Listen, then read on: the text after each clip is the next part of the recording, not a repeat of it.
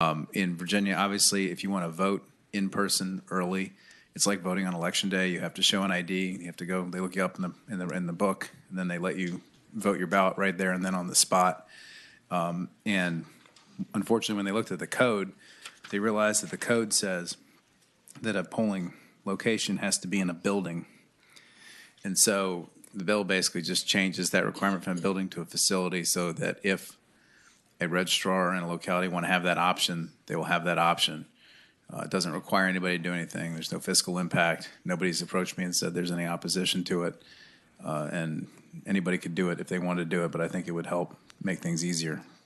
There's a lot of, I think you could take one of these things to a retirement home. You could take it to a commuter lot. You could take it to a county fair. You could take it to lots of different places and try and get more people to vote early. Okay. Is there any member of the committee who has a question for the patron? I have a question. Senator Chase. There we go. Thank you. I think my question would be this, Madam Chairman, is, when we're talking about being equitable, and whenever you have a mobile unit, if you're moving and it's no longer a fixed location, what's to say that you're not spending 50% of your time in a Republican district, 50% of your time in a Democratic district, or could you change that and just the entire day put it in a Republican district? I'm just thinking that maybe the fixed location might create more equitability as far as that could be abused. Yeah, Madam Chairman, I would say that we already have that situation with regard to in-person absentee voting locations in general. So, for example, I don't know about your locality, but in Fairfax, I think we have 6 or 7 different locations. In Prince William, I think there's 4 or 5. And some people wonder about the selection of those specific locations. And so that already goes on with the existing in-person absentee voting. I think with this, the schedule would have to be discussed, debated in advance. It would have to be made public. There'd probably be an opportunity for public comment and input before any kind of locations were picked. It would, they're not just going to drive the thing out and do it. And by the way, one other thing I forgot is these things could also be used if election equipment breaks on election night, and they could drive it out to deal with a specific location that has a problem. That was another thing that was raised with me, is another reason they wanted it. When Fairfax is trying to run 260 precincts at once on election day, it'd be nice to have somebody can come in an emergency if power goes out or a building breaks. They have to shut a building down or something like that. Just as a follow-up to that question, it is critical, and this would become really in that narrow, compressed time frame when this would become really pretty high stakes where that was located. How would you presume? I mean, you alluded to that, but how would you presume how that decision would be made as to where this mobile unit would go and spend the bulk of its time? It's just up to the electoral board, I would think. The 3-person electoral board would have to set the schedule and decide where it goes. Okay. Is there any member of the audience who wishes to speak in favor of the bill?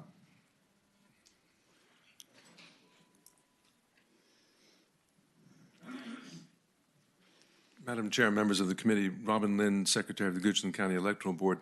I believe I saw this facility on display. There is a commandment against coveting. This thing costs, I believe, over $400,000. I'm extremely impressed that there are communities that can afford to have something like this. It would be wonderful if they had it available for the purpose of emergencies. If there were a precinct taken out by fire or flood or tornado, this would be the sort of facility that could go directly to that location and set up and immediately provide the services that were intended. Thank you. Is there anybody in the audience who wishes to speak in opposition to the bill?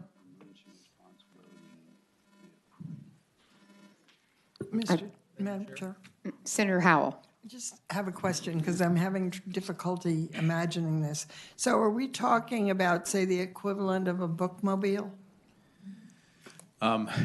The one I saw advertised on a fire sale that the registrar showed me was like an RV. I've Googled around and looked at some other places. I've seen some that look like the size of an ambulance.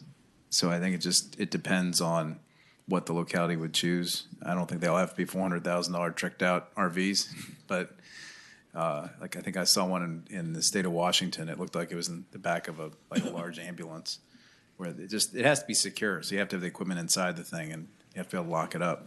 And just another question, Madam Senator Chair. Howell. So the reason you would have such a vehicle or whatever would be in case one of your precincts went down for some reason, couldn't use it? Or would it have other functions? In part, that would be one use of it, but you could also use it before Election Day to take it, for example, I talked about county fairs, commuter lots.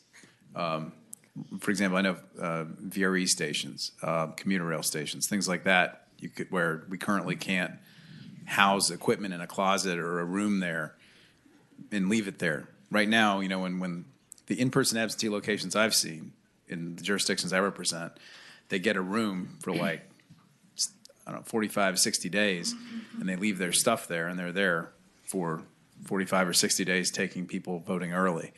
And this would allow you, or take it, for example, to a nursing home. You go to a retirement home where people can't get out, and you could go and collect votes there. You could do the curbside voting with those folks because you have the equipment there in the truck, invite people to come out. So it creates flexibility in terms of early voting. Madam Chairman, Senator Howell. yet another question, I'm sorry. Yes. But couldn't you sort of skew the results by deciding where you went? I think Skew the results of the election depending on where you went with your mobile unit? if you assume that people in certain locations like that all vote a certain way, in theory you could. But again, I think the same problem exists with in-person locations. I know there's been people in my county, Prince William County, that have said, well, they have 4 over on that side of the county, but only on 2 on this side of the county. Or in Fairfax, they'll say they have where they put them in specific places or convenient for only certain people, but not everybody. And you know, this I think helps to actually level that playing field a little bit because it creates more flexibility and more ways for them to go around and collect more votes. Madam Chair. Yeah, Senator Reeves. So, Senator Serwell, how does the registrar of your county in Fairfax decide where the absentee locations, the hard targets are going to be right now? Today, Yeah. so far they've been putting them in government. In Fairfax, they put them in government centers, police Okay. stations and government centers. There's one they put in a library, I think. And I think they sort of look for, in Fairfax at least, they try to have enough that are sort of regionally convenient given the traffic and the distances involved so that, you know, there's one within 20 or 30 minutes of people. But, you know, there's a lot of people in Fairfax that don't have access to vehicles and they need transit. I don't think there's any that are on a transit line that are convenient by transit. Prince William, I can't answer that question. I know in Prince William, they have one in a DMV. They have one in the main government center, and then there's a couple up in the northern part of the county. I don't remember where they are. They're trying to do more. Usually the biggest complaint you hear about, or the biggest excuse you hear as to why the locality won't do more is because it costs money to pay the election judges to sit out there and monitor the equipment and be out there, you know, for another 14 days. They just don't want to front that kind of money. And obviously for this, if you had a mobile voting location, you'd have to have people in it. You'd have to pay them whatever the per diem is to sit there and take the votes. Madam Chair. Senator Reeves. Senator Reeves. So I think, Senator Serwell, one of the concerns Senator Howell brought up is probably a valid one. And how do you prevent taking that mobile van into a place that you know is predominantly Democrat or predominantly Republican and parking it there? And I don't know if we were to approve this, could we put some language, legal language in there that would restrict it to almost what a fixed position would be to facilitate that, or emergency status type? I mean, in concept, I like the idea, but I think already, like Senator Howell possibly is thinking that it could be abused. So that's my concern, and I didn't know if you had thought about trying to restrict in some aspects of it from doing that. Nobody's raised that issue with me until today, in the last 5 minutes. I put the bill in last year also, but I'm not really sure how we could do that by code. I mean, we have our electoral boards, which are required to have some partisan balance on them. They're not perfect because the governor, the party in power, gets the tie-breaking vote. But I think there's some protection there, at least for the minority, to make some noise and point things out, which I think if they would point things out to certain people, people would make noise, and then I think there's public pressure that would be created to say, you can't do this. Okay. Senator Rubin. Thank you, Madam Chair. I have a few points because I don't want to ask leading questions. But I wanted to mention when I got elected or nominated, it was during an earthquake. And there were, of the precincts, there was one precinct that actually closed for a few hours. The others remained open after the earthquake had passed, but there was some concern about structural damage at Alexandria City Hall. So that precinct, people couldn't vote for a few hours while they were voting everywhere else. And polling hours were not extended because we didn't go to a judge and ask for an extension. So in that circumstance, the emergency is quite apparent. The other thing I wanted to say, just to add on to what Senator Sturvell said about right now we have satellite locations in the city of Alexandria and some of the more populous jurisdictions. There's more than one satellite location for early voting, or I should say early absentee voting, or whatever you want to call it. And I think we trust our electoral boards generally in citing polling places. And for me, in my opinion, it would be up to the electoral board, I suppose. These would be great for, the reason I'd want to have them at senior areas is because when seniors vote and they drive out to the polls and it's a wait or something, they often vote curbside, which takes more time.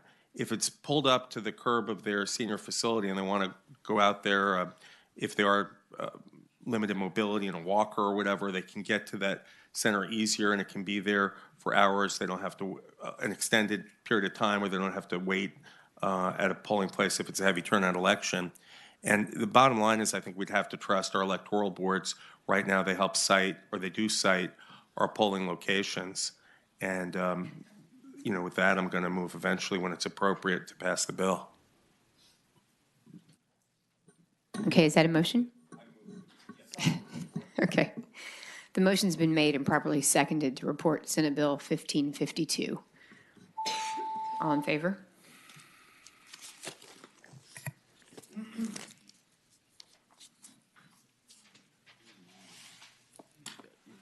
Amanda, do I have Amanda?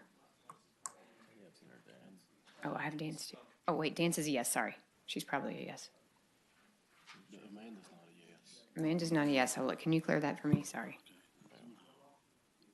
Dance is a yes. Oh, he cleared the board. You got to vote again. Sorry. No. Chase is no. Dance is yes. Ruff is no. Okay, Ayes 5, noes 9. Great, thanks.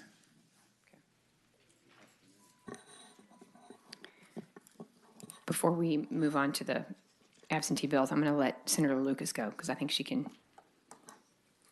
would appreciate not having to sit here for a very long time.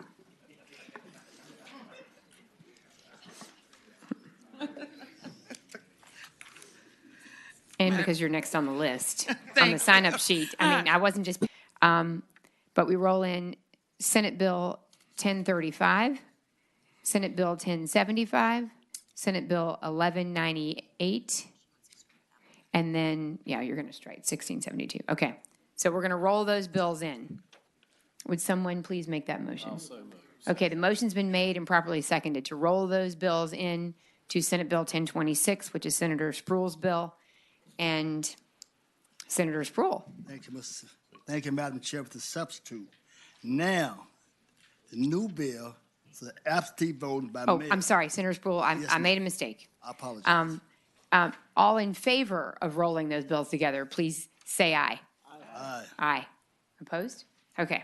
So now it's properly before us, roll together. Now, the new bill states absentee voting by mail with an excuse that's available beginning 45 days prior to the election.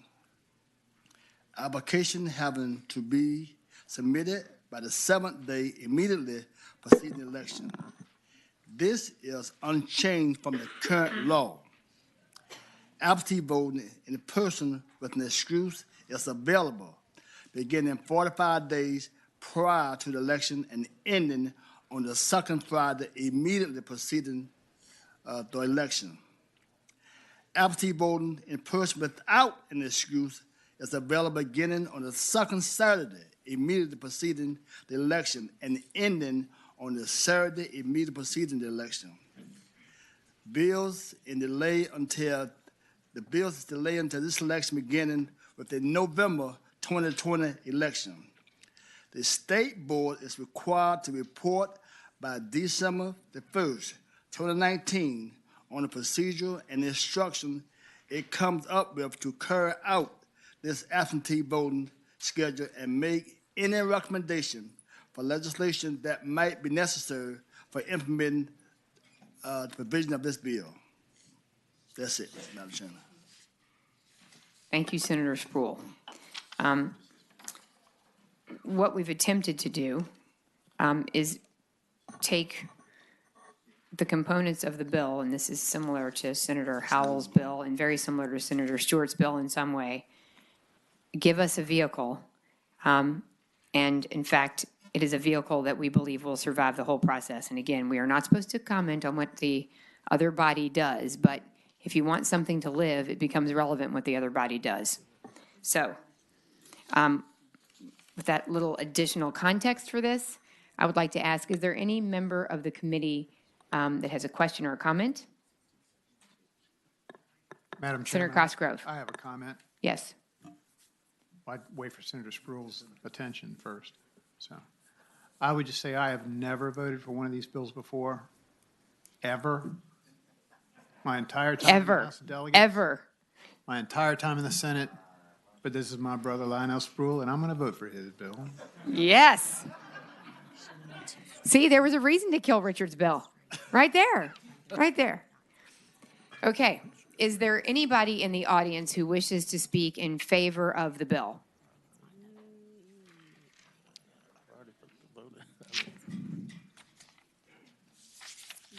I'm sorry.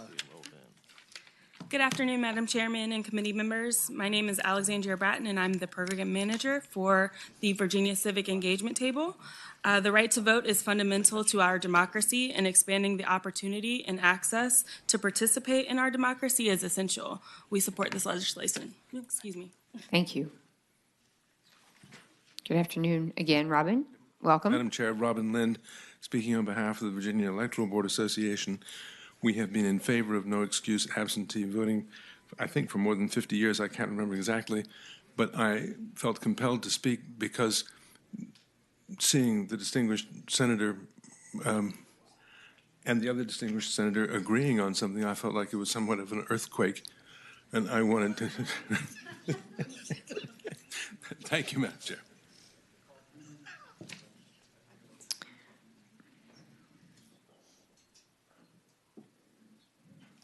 I'm Alex Good afternoon. Cintron. Welcome. Hello.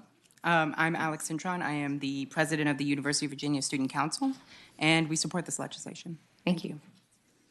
Walt, I was waiting for you. I'm here. And I am very excited about the idea of a study and delayed enactment. So, Senator Sproul, We did that for you. this is what we've been waiting for. So we appreciate this, and we like the idea of actually studying it, making sure that we have a goal, a plan, and then we implement it. See, every now and then, a prince rides in on his horse and saves the day. And it happened. I know that the registrars never thought that would happen, but it did. We've come to have low expectations, and we're really easy to please, but we're especially pleased that it was Senator Sproul who delighted us. Yes. Yay! Madam Chairman, I do have one question. Yes, Senator Cosgrove. If you're a Virginia Tech fan, where you had the UVA president, you know, now I'm conflicted. I'm just saying. Yeah, I understand. I feel your pain. Okay. So we've worked really hard to try to create this balance, and we thank you, Senator Sproul, for carrying it, Madam and for Chairman. everybody who was gracious enough to be rolled in and be a chief co-patron, except for Senator Stewart, Madam Chairman. who we still love. Yes, Senator Cosgrove. It would be my honor to move to report this bill For the first time ever. for the first time ever with all of the patrons brought on as chief co-patrons. Okay. Yes, it is. Yes, Madam, it is also your bill. Okay, so the motion's been made and properly seconded to support Senate Bill 1026, or to pass Senate Bill 1026, along with all of its chief co-patrons. All in favor, please vote aye.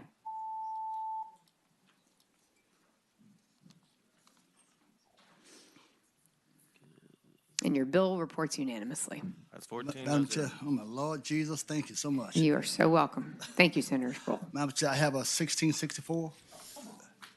Give me a Okay, plow ahead. 1664. Campaign, this election is a private issue. It would prohibit the Board of Election from releasing personal names and address who have applied for an absentee ballot. Campaigning usually send a volunteer to the Board of Election to collect a list of names and address of persons who have applied to receive the absentee ballots. Most times, the reason because someone is traveling out of town, they are physically unable to get to the polls they have because of health issues. As we have seen in neighbors states, North Carolina especially, these lists have fallen in the hands of the wrong people who can use them to intimidate, manipulate the voters, or who will possibly put people, especially elders, in jeopardy.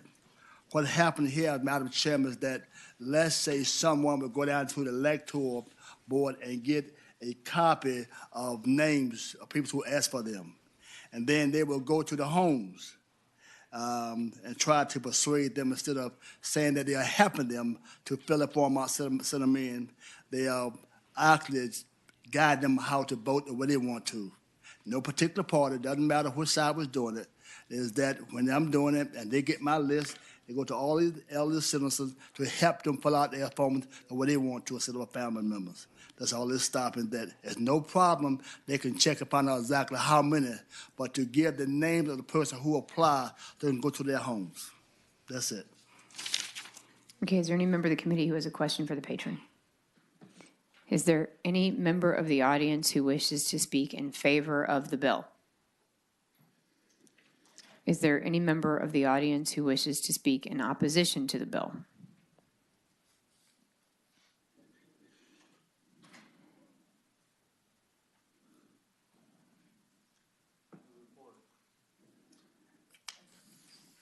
Okay, the motion's been made and properly seconded to report Senate Bill 1664. All in favor, vote aye. Who's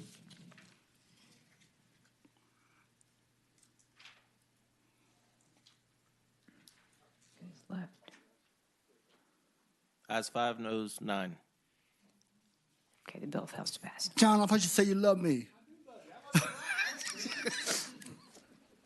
Thank you, ma'am. Thank Okay. you so much, y'all. And Senator Locke, I apologize profusely that you had to wait so long, because you were next on the list, but then once we took the early voting bills, we had to take them all. That's okay. Sproul just usurped his authority. Yeah. Okay. Okay. I have Senate Bill 1447. And this legislation requests repeal of the photographic identification requirement for Virginians to cast their vote. Virginia is the second hardest state in which to vote, according to a study released in 2018 from Northern Illinois University. The study analyzed 33 different variables dealing with registration and voting laws. And as all of you are aware, Virginia passed this legislation in 2012, requiring qualified voters in Virginia to present a photograph identification card in order to vote. This proposal was meant to combat voter fraud, but research has shown almost no evidence of such voter fraud exists. This legislation would remove a barrier to voting and protect the right to vote for many Virginians, and instead require a valid Virginia driver's license, a valid United States passport, or any other identification issued by the Commonwealth or one of its political subdivisions of the United States, any valid student ID, issued by any institution of higher education or private school in the Commonwealth, any valid employee identification and containing a photograph of the voter and issued by an employer of the voter, or a copy of a current utility bill, bank statement, government check, paycheck, or other government document containing the name and address of the voter, which is what existed prior to the photo ID law that was passed. And that's the bill. Okay, is there any member of the committee who has a question for the patron? Is there any member of the audience who wishes to speak in favor of the bill?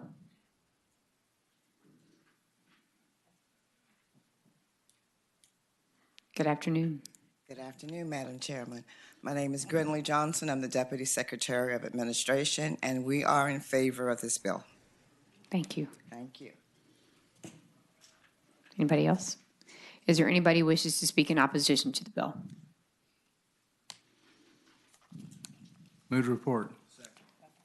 Okay, the motion's been made and properly seconded to report Senate Bill 1447. Madam Chairman, I have a substitute motion. Yes, Senator Cosgrove. To PBI.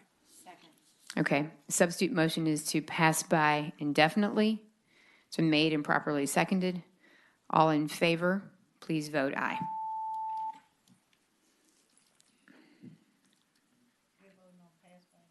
Yeah, no. Do I have anybody's proxy? I have Eben, and that would be a no for Eben. Okay. Ayes 8, no 6. Okay, bill's passed by. Thank you. Senator Peterson. Yes, ma'am. Yes, ma'am. Oh, Senator Locke, did you have a bill that you wished for us to strike? You want me to make the motion? Okay. It was 1672. 1672. Yeah, I'm going to ask for a motion at the request of the patron that we strike Senate Bill 1672. The motion's been made and properly seconded to strike that bill. All in favor, please vote aye.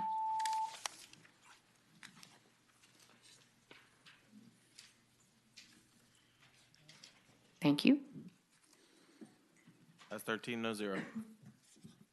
Okay, Senator Peterson. Madam Chair and members of the committee, let me start with Senate Bill 1146. That's the broader bill, so if that was to pass, that would render mostly moot the other bill.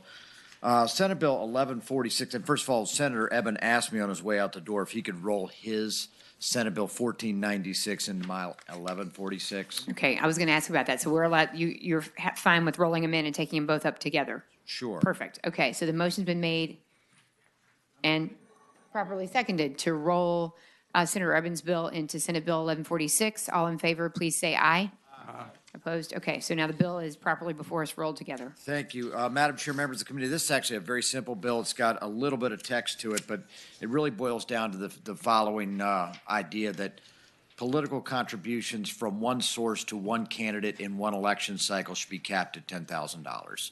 It could be $5,000 if it's applied to a primary race and then $5,000 to a general. But over the course of the cycle, from one individual donor, whether it's a person or corporation or political action committee, to one candidate, it is capped at $10,000. I've had variations of this bill for years. I figure the easiest way to do it is just to boil it down to the most simple numbers. 10,000 is a very easy number to remember. I don't have a cost of living adjustment like I know the federal equivalent does. People want to put that on, I could care less. But I think I'm a huge believer in simplicity, both in my own life and in my intellectual proclivities. And I think 10,000 is very simple. And I think, frankly, I know there are First Amendment issues at play, and I think when you contribute $10,000, you have exercised that First Amendment right, and then you can take up your First Amendment exercise in other ways, such as knocking on doors or making phone calls or writing letters to the editor. So that's the bill. It's really not more complicated than that, and I'm happy to answer any questions. Well, I'm just going to ask you a question about that First Amendment. Sure. Your speech right, your right to contribute, your right to participate, your right to campaign on somebody's behalf. I know that there are people who have worked on your campaign or my colleagues' campaigns who have given personal time, whether it's making phone calls or going door to door, that far exceeds $10,000 in their personal time, if you had to consider what they gave of their time. And we wouldn't cap that. We wouldn't say there's a limit to how much you can give and volunteer of your time. You might say there's a limit to how much you can give in an in-kind contribution. That would apply in your case. You would cap that at $10,000. You might say, Well, it's a monetary contribution. but an in-kind contribution for purposes of your campaign finance report, if somebody has an event for you and they pay for it, that would Okay, fair apply. enough, You'd be yeah. limited, like if somebody wanted to have a big event for you, for example. Right. They'd be capped at $10,000. They wouldn't be allowed, let's say, 2 or 3 people went together and wanted to have an event for you. They'd have to divide that up so that if they Right. were having a big campaign event for you, they couldn't pay for all the food or all those things. It would be capped. So the point is, That would be a first world issue, but it's okay. definitely a first world issue. It's definitely a Northern Virginia, your district issue. I promise. Okay. But the point is, I'm just making this observation for you, because this is something I've dealt with for a long time in lots of different contexts as this issue comes up over and over, and that is this sort of equity and fairness and so the ethics of where do you draw the line and at what point do you restrict somebody's ability to participate? Because a lot of people don't want to go door to door. They don't want to give speeches. They're incredibly quiet and shy. They don't want to participate, but they will write a check. And so in that regard, at what point do you say, no, you're no longer allowed to engage? Because the person who makes 1,000 phone calls, we wouldn't say to them, okay, well, now you've hit your 10,000 limit. Anyway, Now, I just do wanted to get make that res- observation. Well, Yes, you and certainly I can. can respond. I say, Madam Chair, you can run for Congress on the grounds of repealing the federal law and make that your issue, and I think you'd have a forum for doing that. But I think the federal law we've had for 40, 45 years, you probably know better than I do. Right. And I So- don't think anyone's ever proposed revoking it. Well, I'll make so an obviously they're observation happy with it. about the federal law, and this is something Okay. that was really interesting. When people had the opportunity to make contributions of greater than the hard dollar limits right now, people made those contributions. And once the hard limits got more and more restrictive, all people did was come up with clever ways to go around that. Outside groups, there was this massive proliferation of outside groups, all these ways to go around it. Then 527s, and we've closed the loophole on 527s. It's always a way to sort of force the money out. So I just wanted to make that observation because it's a practical consideration. Madam Chair, can I make one point, and then I'm happy? I was 17 when they changed the age from 18 to 21 for drinking alcohol. You're going to be shocked to hear that people used to go and buy a beer, and then from 18 to 21 we kept drinking. Okay, people find a way around every law. They absolutely do. There's no exception for this. But the point is, sometimes you make a law because it's the right thing to do, and some people will find ways around. I accept that. Right. But the point is, I think this is the right thing to do. That's all I can say. Well, and you're not prohibiting with respect to individuals, because that, in some ways, I'm mischaracterizing some of the implications, because when we restricted what parties could do, then it left parties. So it's not exactly the same thing, because yours is just a flat cap, but. Flat cap. But the point is, Madam there's Clerk. some similarities. Senator Chase. Thank you. Madam Clerk, Senator Peterson, I agree that we need some type of limitation, but I'll tell you what happens having worked for 3 congressmen is that these limits force our folks to go outside of Virginia to get campaign funds. And having worked for 3 congressmen, that's what they do. Instead of campaigning in Virginia, they spend all this time, energy, and effort going outside of Virginia to get those monies. And I've seen it firsthand, and I appreciate so much your intent, but the reality is that's really what happens. And so I had another bill that addressed outside campaign contributions because I have a concern that we have too much outside money coming into Virginia. But the unintended consequences of your bill, in my opinion, is that it's going to create more opportunities for outside funds from outside of Virginia to come in and influence our elections, and that I am extremely opposed to. Thank you. Okay, is there any other member of the committee who has an observation or wishes to say something? Senator Edwards. Madam Chair, I think you had previously alluded to the fact that the federal laws are just like a sieve. If you want to give $1 million to person running for Congress, you can give, $5,000 to each X numbers of PACs. I think it's $5,000 per PAC, something like that. And then each PAC then gives to the candidate. Or there's so many ways and loopholes around it. I don't know how you clean up the federal election campaign laws, and I think if we go down this route, that's what's going to happen, unless you just say outlaw PACs. I'm not sure that's going to be done either. Well, So- again, Senator Edwards, the federal law has been on the books for 45 years. No one's ever suggested repealing it. That's because everybody's afraid to, but they Well- ought to be repealed and start all over again. What they do is give money to all these PACs. If you want to give $1 million to one candidate, you can do it. But if you chop up a whole bunch of checks into all these different PACs, isn't that right, Madam Chair? Who's more of an expert? Stopping any candidate for saying that they won't accept checks larger than a certain amount. I've seen it in like 6 or 7 of the last campaigns that I've worked with folks on, where they've put limits of what they'll accept for contributions, and they followed that. So if any member feels that they want to limit themselves, to include the governor, if the governor would like to limit himself to $10,000, or a member wants to limit themselves to $5,000, I've not seen anywhere in our laws where we're restricted to do that. So right now, if we want the ability to do that, we can absolutely do it today. Am I correct? Yes. Okay, so the motion's been made and properly seconded to report Senate Bill Madam 1146. Chairman, before we take the vote, I think it needs to be said, the governor says the administration comes up and supports the vote. Well, one thing we always learn is lead by example. I haven't seen the example from the administration to this point, so I'm not going to support the bill. Okay, thank you. All in favor, please vote aye.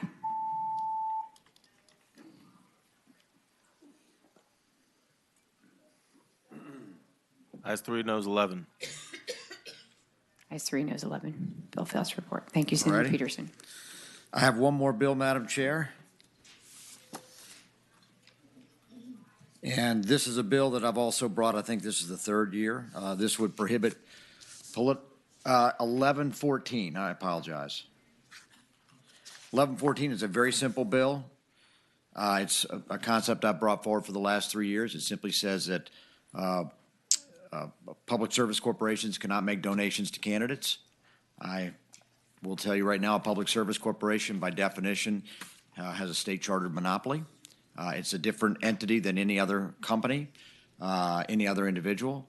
And as such, I don't think it's appropriate that they should be making donations to the General Assembly any more so than if I'm trying a case in front of a judge, I'll be making a donation to his reelection campaign. And by the way, I'm licensed in Maryland. They do have elected judges. So I just think it's not appropriate. Y'all can make whatever comebacks you want. I'm sure there's some interest group that donated to me. But again, they're not a state-chartered monopoly. So that's kind of where I am with that one. I think we've heard this one before, but I'd appreciate your support. Thanks. Okay, is there anybody in the audience who wishes to speak in favor of this bill? Good afternoon, welcome. Good afternoon. Bob Shippey with Sierra Club. We support the bill. Thank you. Is there anybody, Hi, good afternoon. Lizzie Hilton with Clean Virginia. I just wanted to say quickly, we really wholeheartedly support the bill. Just to, kind of add on a little bit more about it, this is something that is already exists in 25 states, that they have laws preventing, these regulated public service corporations that have monopolies from giving directly to their regulators. So this is, we think a really, really important in terms of really building public trust. And just to kind of want to emphasize, this exists in a lot of places. And we think it's an important move. So thank you. great, thank you. Is there anybody here who wishes to speak in opposition to the bill?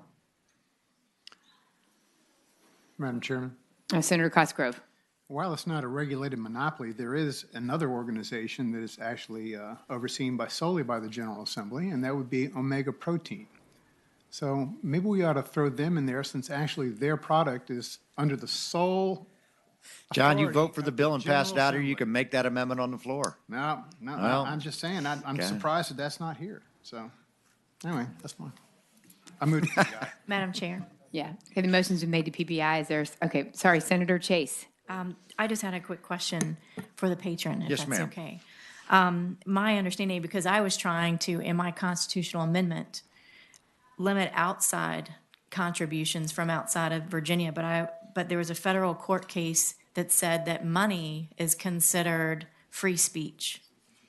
So is this, in your mind, limiting free speech by not allowing Dominion employees who have a PAC to donate to candidates just like everyone else? Is it Well, the first, exercising? short answer is yes, there are First Amendment issues, absolutely. But like I said, we have restrictions. For example, Dominion employees can't donate to me money to me right now. Not that they necessarily want to, but during session, you can't donate. Under federal law, you're subject to certain limits. So giving money is certainly political speech. However, it is subject to limitations which have been held to be constitutional.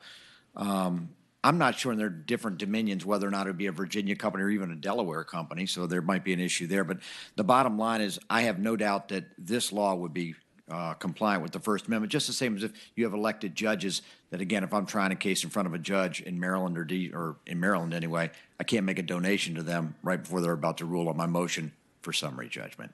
So. And so just to, can I I had bring to up work that in. just a follow-up question? Senator Chase. I mean, I think my concern here, and I know a lot of people are surprised to hear me say this, but why are we picking on Dominion? We have a number of different special interest groups that donate to legislators. And so my question is, do you think it's appropriate to single out one particular organization, and if so, why? It's a class of entities.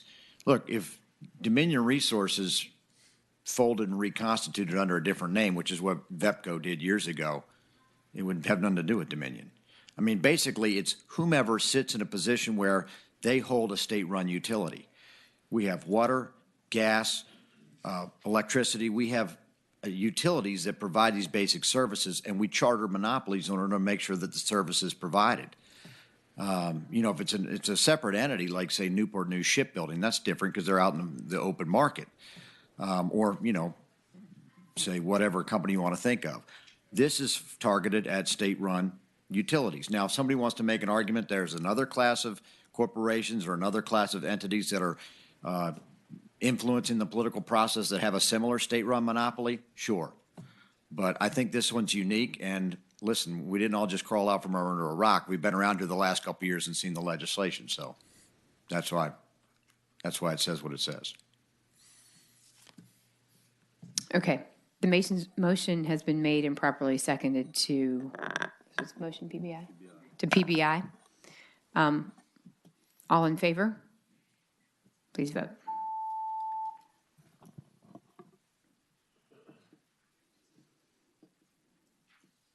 Ayes 8, no 6. Okay, Bill's passed by. All right. Thank you, so Senator much. Peterson. Okay, next on the sign-up sheet is Senator Barker. I'm